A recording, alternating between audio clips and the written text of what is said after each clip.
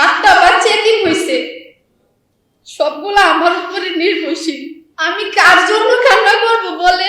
মার জন্য না ভাইয়ের জন্য না বোনের জন্য? আমি বাসা খুঁজে পাই না আমার এই ঘটনাটা মনে হইলে। আমি ওদিক সাংবাদিক সম্মেলনে বলেছিলাম আমার বাবাকে ধরে নিয়ে জোর করে বিলের মাঝখানে পর্যন্ত ভিডিও করাইছি।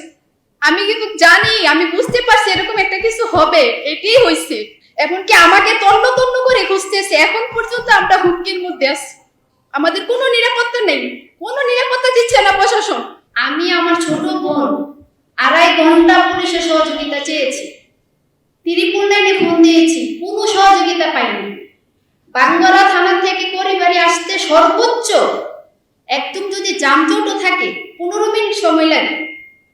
সে জায়গার মধ্যে 6টার পর ঘটনা শুরু, তারা 9টার দিকে পুলিশ আসে। এখানে আর কোনো কিছু বলতে হবে আমার মনে হয় না।